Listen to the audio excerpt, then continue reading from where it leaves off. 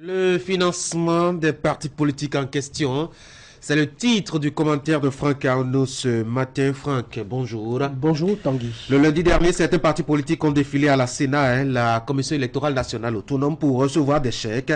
C'est en application de la loi numéro 2019-41 du 15 novembre 2019. Eh oui, Tanguy, un petit point pour rafraîchir la mémoire des téléspectateurs qui n'ont pas eu la chance peut-être de suivre cette actualité. Ce ne sont pas de petites sommes encaissées par les formations politiques qui ont réussi à avoir aussi bien des élus à l'échelle communale qu'au niveau du Parlement. De toutes les formations politiques existantes au Bénin, eh bien, seulement 4 ont pu être éligibles pour profiter de ce financement. Il s'agit de l'UPR qui s'en est sorti avec 706 879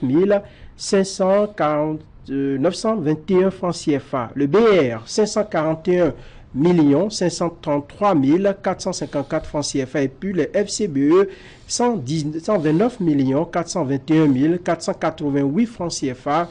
Et puis enfin, nous avons les démocrates, le parti de l'opposition, 118 165 137 francs CFA. Il faut préciser que ces chèques leur ont été remis en l'application de la loi portant financement public des partis politiques en République du Bénin, une loi née de la volonté des dirigeants actuels de réduire certains problèmes que vivent les formations politiques et qui sont intimement liés au mode dont les activités au sein des partis sont financées. Par le passé, ce sont des individus financièrement assis qui prennent en charge presque l'ensemble des activités que menaient ces partis, ce qui justement fait que leur fonctionnement était tributaire de la volonté de cet homme fort qui prend les grandes décisions, qui engagent parfois la vie du parti. Il faut donc désormais des partis forts et non des responsables de partis hyper puissants dont les positions faisaient trembler même tous les militants. C'est en cela qu'il faut bien qu'il y ait des choses à dire sur cette loi, louer l'effort du financement public qui est fait et aussi cette vision futuriste des choses portées par les autorités et actées au Parlement à travers le vote de cette loi. Oui, mais Franck, les partis politiques reçoivent des millions dans leur caisse pour les efforts fournis. C'est une bonne chose, vous l'aviez souligné tout à l'heure, mais pourquoi cela devrait faire l'objet de débats comme on l'a constaté depuis le lundi dernier? D'abord, nous ne pouvons rien contre cela parce que c'est une loi qui institue cela et doit être appliquée. Mais n'empêche, on peut et on est même en droit de se poser des questions sur ces sous qui sont mis à la disposition des partis politiques. C'est une véritable bouffée d'oxygène car il y a de quoi désormais faire tourner les partis politiques, les chapelles politiques. Il y a les moyens pour mener des activités au moins pour ce premier trimestre. Mais au-delà de ça, cela apporte de l'eau au moulin de ceux qui pensent que l'activité politique au Bénin, Tanguy, semble plus cotée que les autres domaines d'activité. Nous avons d'énormes soucis dans le secteur de l'éducation, des transports, de l'eau, de l'énergie. Les femmes veulent plus de crédit pour mener des activités dans les marchés. Les sapeurs-pompiers ont besoin de matériel pour sauver des vies humaines en cas d'accident. Nos hôpitaux ont besoin d'être renforcés en matériel et en infrastructure, mais on reste plus bienveillant à l'endroit de ce monde très budgétivore, c'est-à-dire la politique. Je ne dis pas que rien n'est fait dans ces secteurs, non. Je dis qu'on peut en faire davantage avec ces milliards qui sont accordés aux partis politiques. C'est vrai, on me dira que la politique est aussi nécessaire pour équilibrer le développement d'un pays, mais on peut habiter et orienter ces efforts vers d'autres secteurs plus vitaux. Déjà, les salaires politiques sont assez auréolés, mirobolants, tonifiés au détriment d'autres professions très peu révalorisées. Il y a de quoi qu'on en parle parce que à cette allure, nous risquons d'avoir des générations entières qui n'envisageront que des carrières politiques. D'ailleurs, comme on en constate d'ailleurs. Voilà, je ne sais pas si vous avez déjà eu cette anecdote. Les enfants, quand vous les questionnez aujourd'hui, vous voulez devenir quoi?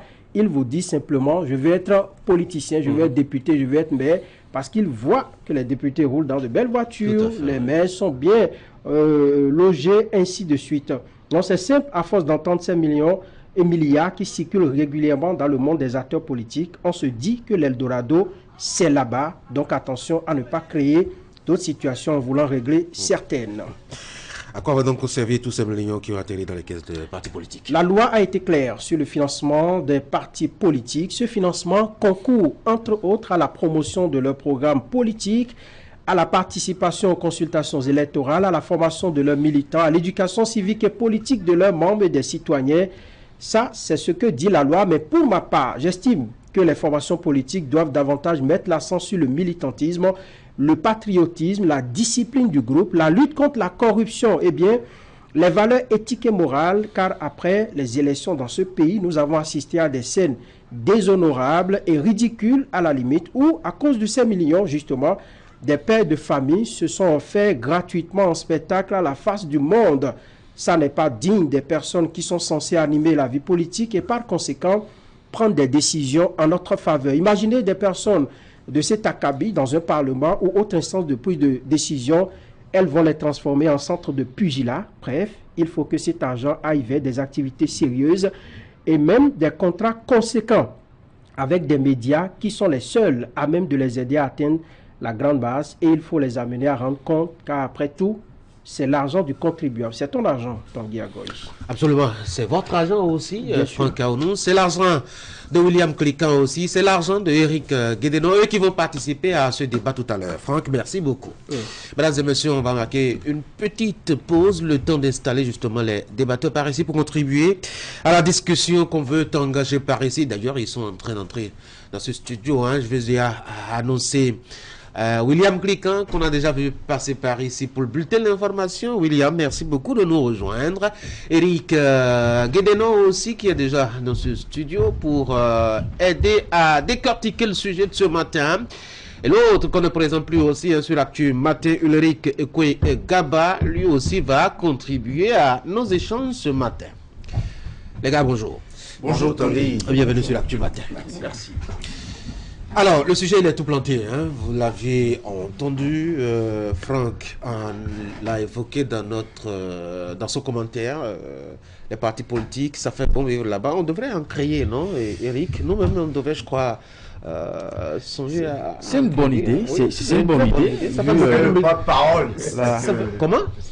Je serai le porte-parole de la formation. Moi, la trésorerie, ça me va. Je pense que là, on va vraiment discuter ça. On va discuter ce poste-là. Ça m'intéresse aussi. Allez, plus sérieusement maintenant, les gars, on discute de sous octroyés aux partis politiques. C'est vrai que ça fait beaucoup de millions ces derniers temps. Et lui, quelqu'un Guava. Oui, c'est vrai qu'on parle de centaines de millions, mais vous savez que souvent l'argent, c'est un numérique, c'est encore plus important parce que quand on dit 100 millions, 500 millions, 800 millions, ça fait effet. En réalité, ça titille un peu les neurones, on se dit, ben, qu'est-ce qu'ils vont faire avec tout ça? Écoutez, il faut dire que c'est une somme qui permet aux partis politiques d'animer leurs différentes activités. Vous n'êtes pas sans savoir qu'un parti politique, c'est un groupement de citoyens qui partagent des idées, des convictions, des intérêts. Et quand on parle d'un parti politique, c'est parce que c'est à vocation nationale. Ce qui veut dire que c'est les 12 départements du Bénin, ce sont les 77 communes du Bénin. Et il faut que les partis politiques contribuent à la sensibilisation, à la consolidation de l'action démocratique. Et accompagner, expliquer ou parfois attirer l'attention sur l'importance ou la dangerosité des articles d'une loi, ainsi de suite. Donc ça dit contribuer à la vie publique. Mais toutes ces activités ne peuvent pas se mener comme ça. Vous savez que pour réunir des gens, il faut des moyens pour sensibiliser. Même aller sur des plateaux de télévision, vous savez qu'a priori c'est important. Donc en numéraire, on voit que c'est colossal, mais dans le fond, on se demande si vraiment, même ces centaines de mille, est-ce que ça va suffire? Eric? On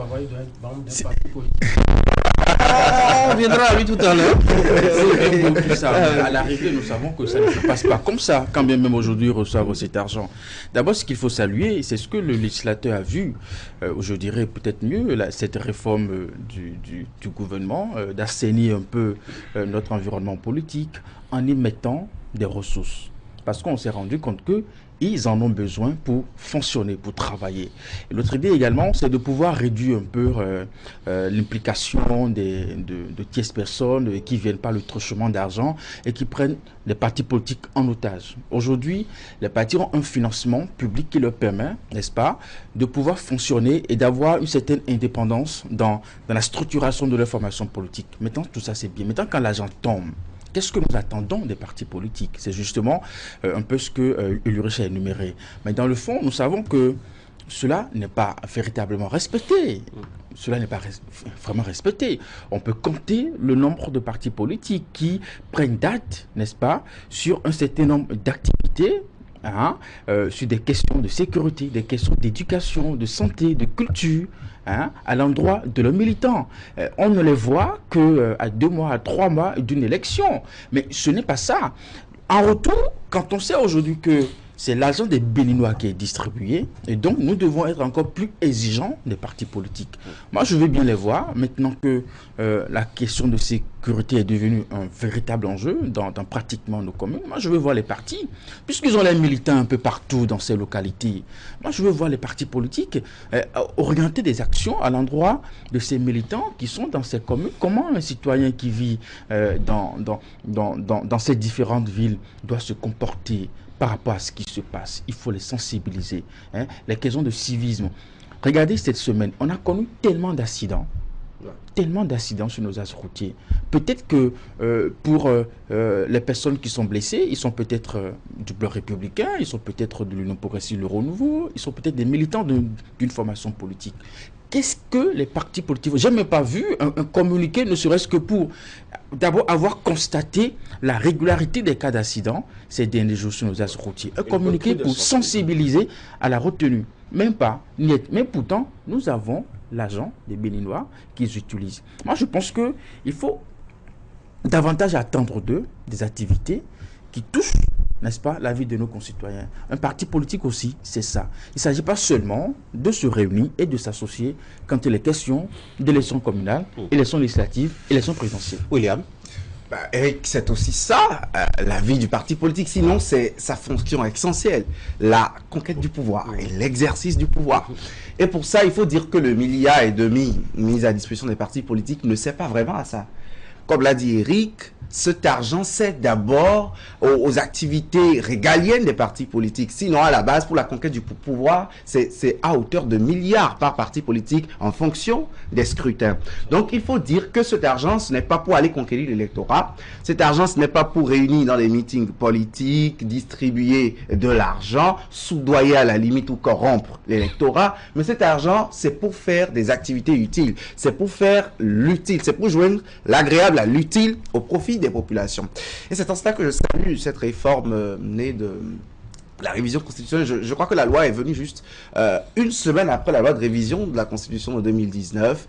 Et je crois que c'est l'acte premier qui a matérialisé la réforme du système partisan. Cette réforme dans laquelle on a voulu assainir le milieu partisan. On a voulu avoir moins de partis politiques, de clivages différents, des partis de zone, des partis de quartier.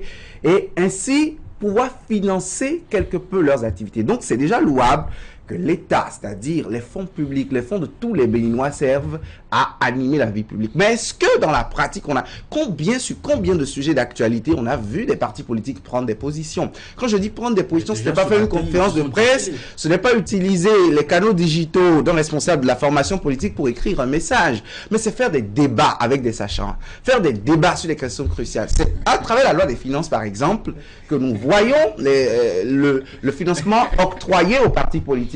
Mais est-ce qu'ils en ont un jour débattu eux-mêmes, les politiques? Est-ce qu'ils ont réuni un jour des sachants pour dire, OK, cette année 2023, je suppose, voici ce que le gouvernement veut faire pour notre pays. Mais est-ce que c'est vraiment l'utile? Est-ce que nous ne discutons pas des destinations, des fins auxquelles on alloue? Oui, mais on vient à peine d'avoir un parti politique qui, ma foi, ne partage pas cette façon du gouvernement talent gérer le pays. Je veux parler du parti Les Démocrates. Vous n'attendez pas cet exercice des deux autres partis politiques qui étaient les seuls au Parlement par le passé, et puis le financement public des partis politiques. C'est tout récent. Je ne les attends pas autant que les partis de l'opposition, tout simplement parce qu'ils sont acquis à la cause du pouvoir. Voilà. Et politiquement, je doute fort qu'ils prennent certaines positions et qu'ils prennent certaines positions. Et on comprend alors et surtout, on comprend alors qu'il y a cette absence de ce débat que vous demandez. Nous avons aujourd'hui plusieurs partis qui se déclarent de l'opposition, même s'il y a eu fusion. Mais qui n'ont pas forcément accès à ces millions-là, non? Les démocrates les ont eu, ces millions. C'est tout récent, c'est ce que je vous dis. Pascori.Bénin émergent l'a eu par le passé, et là encore eu cette année.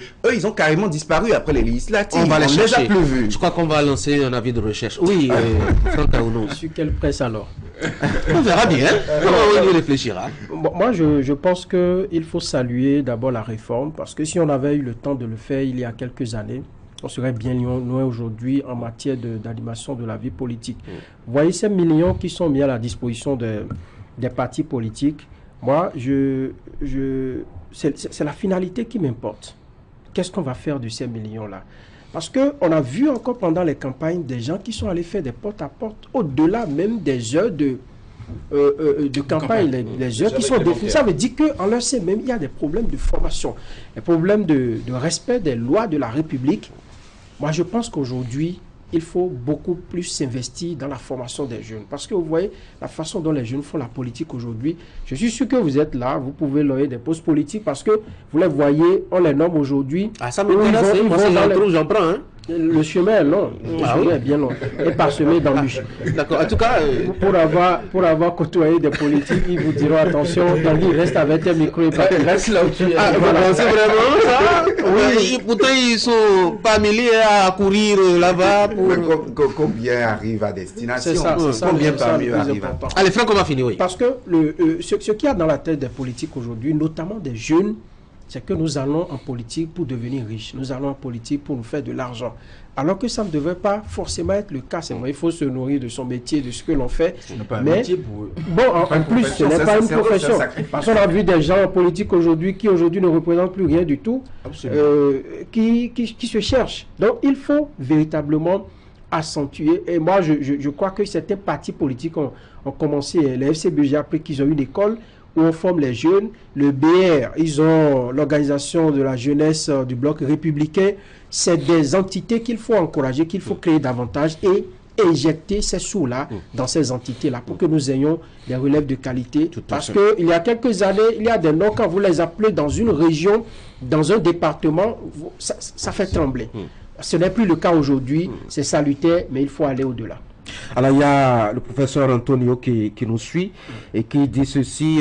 Bonjour mon frère et ami, bon thème d'actualité, mais quel est le parti politique qui rend compte de ses dépenses et se prononce sur quelque chose d'actualité comme les problèmes terroristes et autres malfaiteurs? C'est une façon, et c'est là que cela m'intéresse bien, c'est une façon de faire des bourgeois modernes et contemporains. Eric?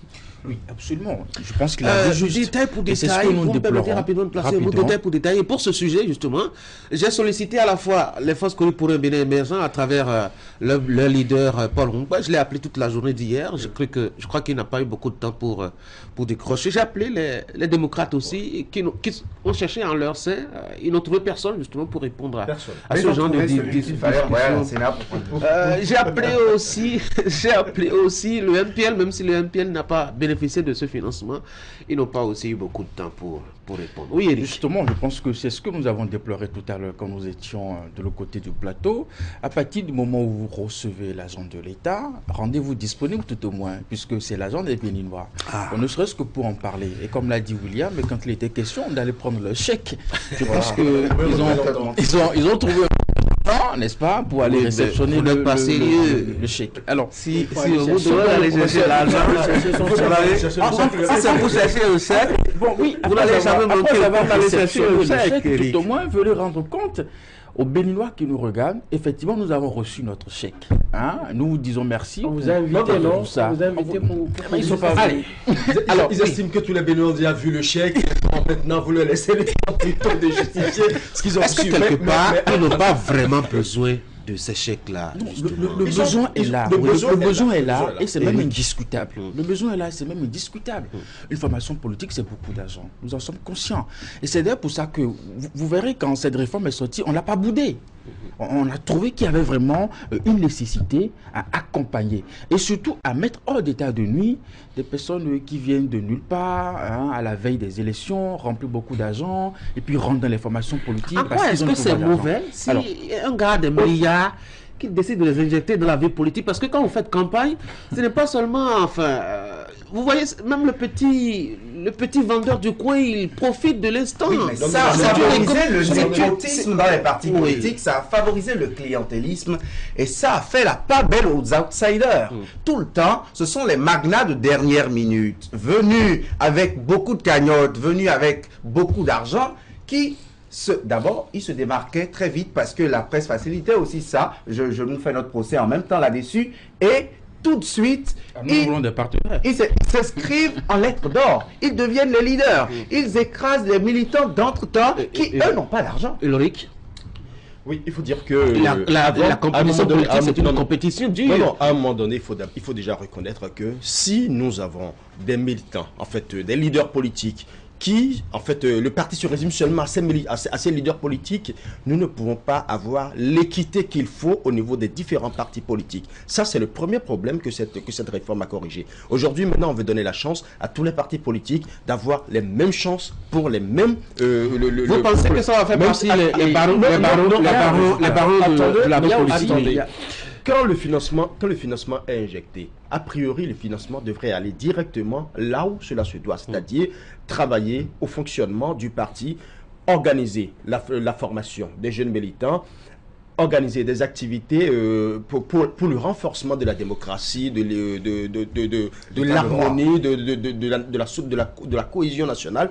Mais est-ce que cet argent va réellement faire ce qu'il faut? C'est là la question, parce que aujourd'hui, la Cour des comptes, est-ce qu'elle arrive véritablement à vérifier l'utilisation de ces fonds alloués aux partis politiques? C'est là toute la question. Oui, mais quelque part, est-ce qu'il n'y a pas un problème? Vous reconnaissez que les partis politiques ont besoin d'argent pour fonctionner et que c'est même beaucoup d'argent. Évidemment. Ils ont besoin de beaucoup d'argent. Est-ce que quelques centaines de millions suffisent largement pour les activités d'un parti politique aussi grand comme par exemple un parti comme l'UPR d'envergure? Les autres aussi sont d'envergure nationale avec tout, je dois dire, l'arsenal autour et toutes les activités qu'il faut organiser. Oui, ça suffit. Parce que c'est un début. Et aujourd'hui, si vous voyez un peu la façon dont on fonctionne dans le monde politique, il n'y a plus, comme on le voyait par le passé, ces tournées qu'on organisait, ces déplacements qu'on organisait à tout vent. Ce n'est plus le cas aujourd'hui. Aujourd'hui, les lignes sont tracées, les objectifs sont fixés et on sait ce que doit faire un parti politique à un moment T de la vie. Donc moi je pense que c'est un bon début et il devrait même s'en contenter. Et n'oubliez pas, ce n'est qu'une partie. Vous parlez de 1,5 milliard et ça vous fait beaucoup jaser. Oui. Mais là, ce n'est qu'une partie, William. Vous aurez encore du mal à voir encore d'autres milliards atterrir dans leur...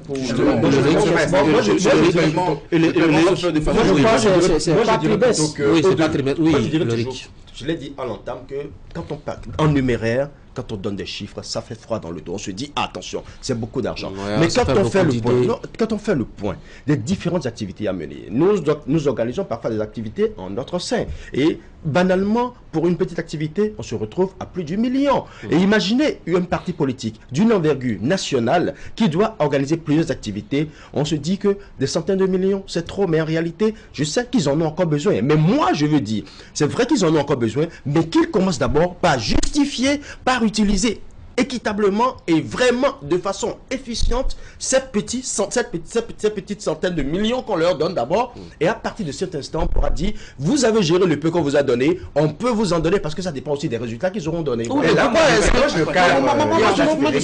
je suis pas d'accord. 2 secondes. Moi, je suis pas d'accord avec cet esprit qu'il faut financer les partis politiques. Écoutez, les gars, ils vont prendre nos sous, pour aller faire campagne avec. Ça c'est clair, ils vont gagner les postes, ils vont s'octroyer les gros salaires et se donner les bonnes retraites, etc. Rouler carrosse toute la vie. On a l'impression que faire de la politique, c'est désormais une carrière qui paye beaucoup mieux que de la jalousie. Moi, je suis pas jaloux. Je suis aussi fils. Je suis aussi fils de ce pays.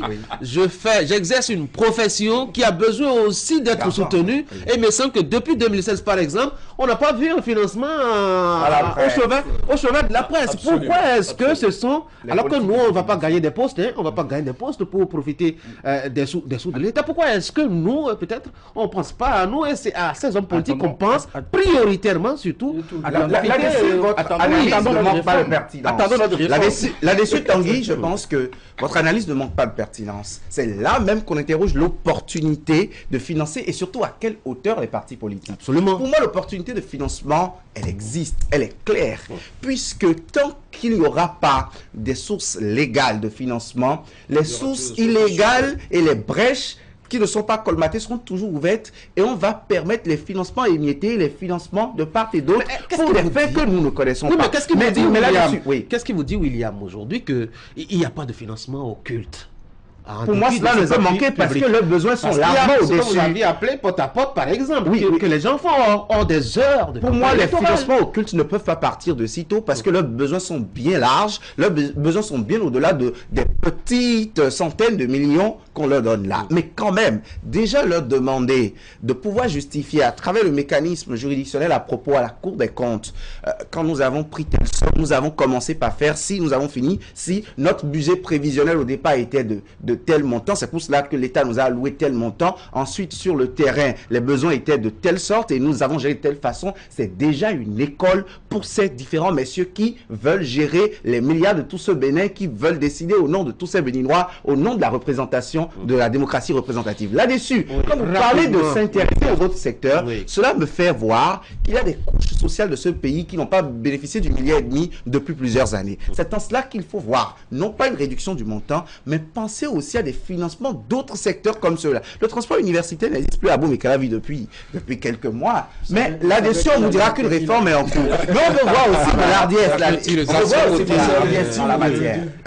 Le transport universitaire revient avec une belle réforme, de façon durable. Merci pour l'information. Alors, rapidement. Il a de très bonnes c'est une comparaison supérieure. C'est une comparaison juste. C'est une comparaison très juste. Quand on prend le secteur des médias, nous aussi, nous avons besoin qu'on nous appuie. Et quand vous voyez un peu, à l'occasion, quand les partis politiques vont retirer le chèque, eh bien, ça nous tente et ça nous donne des idées. Alors, c'est vrai qu'il y a une réforme qui est annoncée. J'espère qu'on va glisser quelque part dedans ce chapitre-là. Alors, ce que nous attendons, justement, si, par malheur, avec le financement public, on continue encore pas à assister dans l'ombre des financements occultes, c'est que cette réforme n'est pas bien pensée. Parce que le premier résultat attendu, c'est assurer une indépendance financière des partis politiques et les détacher de ce monde obscur qui finance par plusieurs manières les partis politiques. Alors, ce serait un jeu flou de pouvoir mettre de l'argent public dans quelque chose et après, nous savons que dans l'ombre, les partis politiques courent encore vers d'autres partenaires pour chercher de l'argent. Mais après, c'est pas parce qu'on a financé un parti politique que cet argent suffit véritablement. Et je veux dire que le financement public n'exclut pas la participation des militants à mobiliser des ressources pour leur formation politique. Vous avez donné l'exemple de l'UP, le Renouveau. Ils ont beaucoup de députés, ils ont beaucoup de maires, beaucoup de ministres aussi. Ils sont bien lotis et je pense qu'en termes de cotisation, ils ont la capacité de mobiliser d'abord des ressources. Ils ont instauré en leur sein une cotisation. Comme dans les autres partis, comme dans les autres partis également. Et pour finir rapidement, l'autre résultat, c'est que, vous savez, pendant longtemps, on a déploré le fait que nous avons des partis politiques qui n'arrivaient pas, surtout à chaque élection présidentielle, ne pas désigner candidat en leur sein. On a trouvé que c'est des questions de moyens, c'est celui qui a le moyen qui vient de nulle part, et puis il arrache la tête du parti. Alors, moi, j'attends en 2026, puisqu'à partir du moment où le financement public est déjà en place, que les grands ensembles que nous avons, finissent justement à travers ce parcours par trouver un candidat avec les moyens du parti pour aller à la conquête du pouvoir. Oui, justement. Mais ce sera malheureux. Je veux bien faire un pari avec lui. Ce sera malheureux. 2026 n'est pas... Ce sera malheureux. Ce sera malheureux. Parce que d'ailleurs, vous avez abordé le sujet tout à l'heure. Vous savez, j'ai entendu Eugène de Soumou dire quelque chose de très sensible. Il dit que si ces sous pouvaient venir à temps, que ça leur permettrait de réaliser beaucoup de choses ou d'agir. Pourquoi ? On parle des 2 premiers trimestres. Le financement est sorti en mai. Donc, le 5e mois, alors que les 2 premiers trimestres finissent en juin. Ce qui veut dire que le financement est venu dans le 5e mois, alors que ça pouvait venir bien avant, entre le premier déjà ou le deuxième, a priori. Cela veut dire... Non, je vous en prie. Cela veut dire simplement que si, entre-temps, un parti politique n'arrivait vraiment pas à faire face à ces activités, c'est une brèche qui est ouverte pour les financements occultes.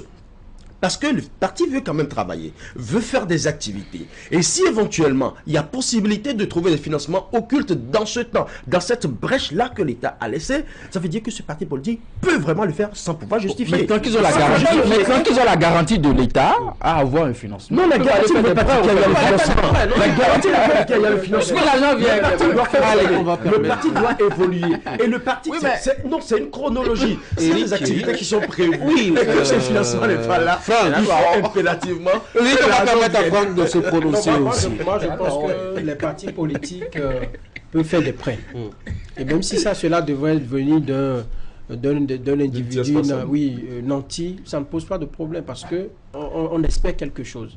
Si vous espérez 50 000 francs tout à l'heure là, vous pouvez déjà m'envoyer... Mon visage va changer. Attention, j'ai une urgence, il faut me glisser 20 000 d'abord parce qu'en fin de journée, je vais encaisser 50 000, je vais te rembourser. Parce que je pense que le problème ne se pose pas. Oui, mais là, c'est celui qui a prêté, qui a financé cet argent. Que ce soit un prêt ou que ce soit un don personnel, mais c'est un financement occulte. Non, avant ce qu'on observait, c'est plutôt des gens qui investissaient dans les partis pour faire tourner les partis et qui décidaient. Ouais. Aujourd'hui, on sait que nous avons de l'argent qui doit venir de l'État, du gouvernement et ainsi de suite. Et donc, avec les prestataires, et peut-être avec les petites cotisations qu'on a ici et là. On va laisser les petites centaines de millions des politiques aux politiques. On va parler de nos petits points, de nos 3 petits points engrangés, en tout cas à la surprise générale par les départs. Pourquoi ça vous fait marrer? C'est quand même 3 points. Et ça nous met deuxième désormais. Ça nous met désormais deuxième du groupe L dans notre grande campagne pour les éliminatoires de la CAN de 2024 qui va se dérouler du côté d'Abidjan. Moi, je pense qu'il faut sortir un peu de l'émotion. D'abord, saluer le fait que vous savez qu'on était très émotif. Vous savez, vous savez, on a toujours reproché aux dirigeants de notre football quand il est question des contentieux.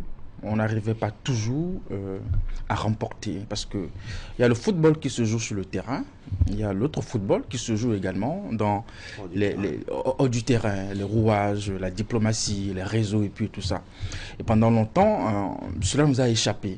Moi, si on a réussi avec des preuves, des éléments, des arguments à avoir justice, moi je dis que quelque part, on a travaillé. On a gagné. Oui, on a gagné. C'est pas grave. On a réussi à porter un recours, on l'a argumenté et puis on a gagné. Et donc, dans la forme, ça c'est bien.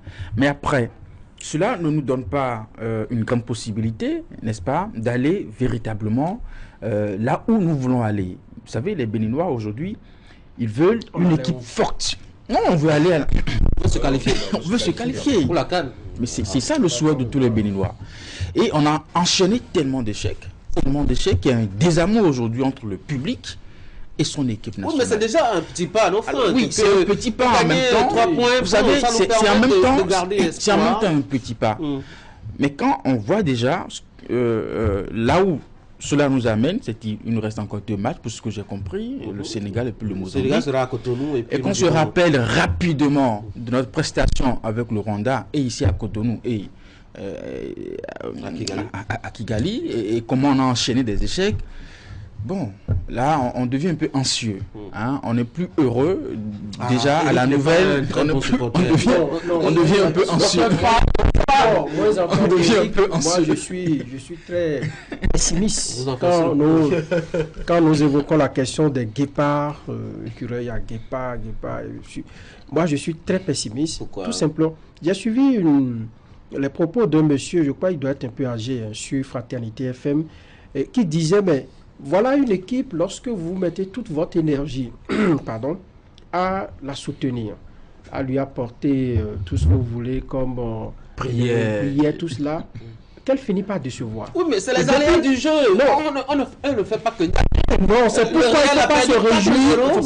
C'est pourquoi nous ne devons pas continuer à supporter. Nous ne devons pas miser sur du tombola.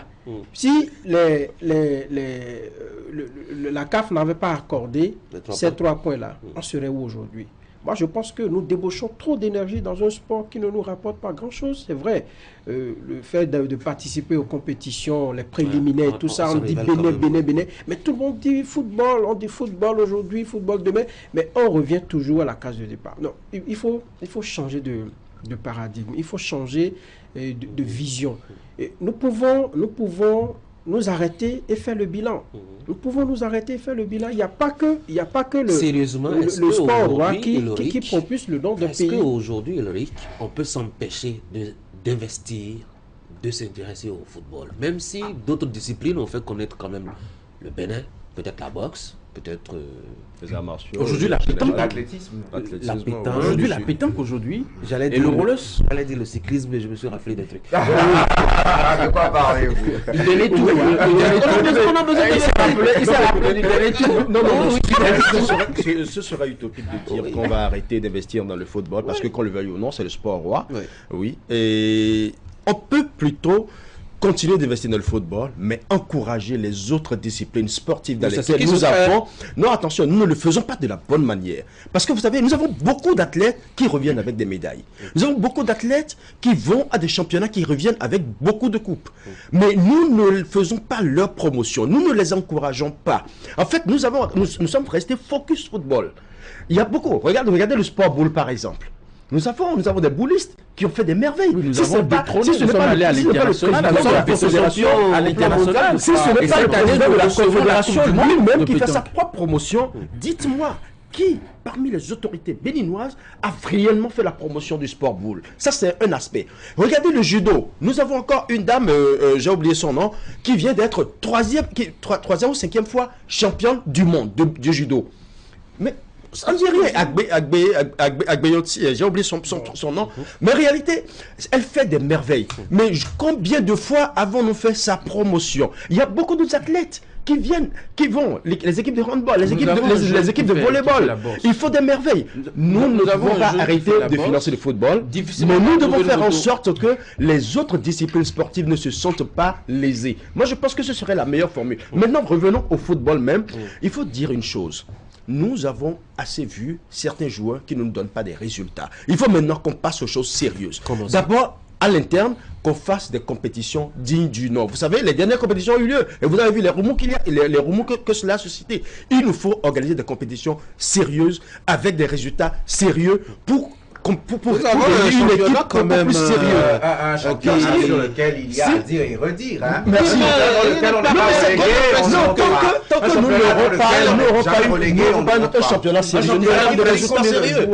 Il faut qu'on se regarde droit dans les yeux, qu'on se dise la vérité. Là-dessus, je serai peut-être très acerbe. Mais quand vous parlez de football, quand vous avez évoqué le duel en demi-finale de la Ligue européenne des champions, cela me rappelle toute la fièvre et la liesse populaire qu'il y avait dans les rues de Cotonou. Cela voudrait dire que il y a des férus du cuiron au Bénin. On a envie de voir les départs, qu'ils soient écureuils ou pas. On ne peut pas arrêter d'investir. Non, on ne peut pas arrêter d'investir et on ne peut pas arrêter de penser qu'un jour, notre équipe nationale va participer régulièrement à la CAN. Et va s'illustrer, ne va pas s'arrêter en quart de finale ou ne va pas faire une quart de finale et 3 ans après ne plus jamais retourner en CAN. Et sur la question de cette décision de la CAF, je pense que c'est salutaire. On ne s'y attendait pas. Peut-être vous, mais moi je ne m'attendais pas à un bon petit coup de pouce. Hein, absolument, c'est un coup de pouce. Et maintenant sur les pelouses vertes, il faut aussi du coup de pouce. Il faut nous faire voir du coup. On était dernier. Et du coup, par une seule décision, nous devenons deuxième. Même si nous sommes très concurrencés par le Mozambique avec lequel nous avons le même point. Et nous avons encore 2 journées, si je ne me trompe, 2 matchs en juin. Le Sénégal, s'il vous plaît. Bon, le Sénégal, avec peut-être, nous sommes condamnés d'ailleurs, pour le match du Sénégal, nous sommes condamnés à une victoire, parce qu'un nul entre le Mozambique et le Rwanda ne ferait pas du bien pour la suite de la compétition. Absolument. Donc, on n'a pas à dormir sur nos lauriers, on n'est pas encore allé à la CAN. Cette décision ne nous donne pas une carte blanche. Moi, je pense qu'on peut battre le Sénégal à Cotonou. Ce sera d'ailleurs même l'occasion de... Quand on a eu cette victoire avec le Rwanda, quand on a vu avec le Mozambique, moi je suis pas pessimiste. On a déjà rencontré le Sénégal, ce Sénégal-là qui a remporté la CAN l'année passée. On l'a rencontré en 2019, qui nous a sorti en quart de finale. Donc on le connaît, ce Sénégal. On a battu l'Algérie. On a battu l'Algérie qui était quatrième finaliste face à ce même Sénégal. voilà. Ici à Cotonou. Cela voudrait dire qu'on a certaines armes. Mais on n'a pas à dormir sur le laurier. Voilà quelqu'un qui s'en remet à Dieu. Voilà, il s'en remet à Dieu. Prier avec les mains de nos ancêtres. Et voilà. Pour que l'esprit qui a gouverné à l'occasion de ce match dont vous évoquez puisse être également de notre côté. Pour ces deux matchs. Football modèle arrêté. De façon question de prière. Plus sérieux. Je pense que aujourd'hui, il y a une petite marge de chance quelque part dans le jeu. Commençons par être tactiquement et techniquement au point. Et la reste de la marge de manœuvre, comme le duel de gladiateurs entre Pep Guardiola et Carlo Ancelotti viendra après. Mais ne rien faire et s'en remettre à la providence divine, pour moi, c'est le jeu auquel il ne faut pas jouer. Ça a marché peut-être avec un recours juridictionnel à la CAF, mais sur le terrain de football, je doute que cela puisse marcher. Avec un peu de chance, ça peut marcher. Et puis pour le recours, c'est vraiment... Alors moi, je pense que de façon globale, la façon dont le sport est géré aujourd'hui, il faut voir que l'État, il met beaucoup d'argent. Je pense qu'il n'y a pas longtemps que ça, les fédérations ont reçu aussi un financement. Un peu comme les partis politiques. Tout le monde en reçoit, sauf les médias, c'est bizarre. Ça a été une grande cérémonie. Ça a été une grande cérémonie. Quand nous mourrons, la génération après nous peut. Oui. On se bat pour la génération. Vous voyez que c'est... Depuis quelques années. Vous savez que ces financements sont venus après une réforme dans ces secteurs. Donc nous attendons également notre réforme. Ça viendra. Donc avec un peu de patience. Donc je pense qu'aujourd'hui, avec ce financement, dans plusieurs disciplines aujourd'hui, ils ont des ressources à organiser des activités pour former des jeunes, n'est-ce pas, dans leur pratique sportive. Il faut encourager cela. Et l'État n'est pas resté également silencieux sur...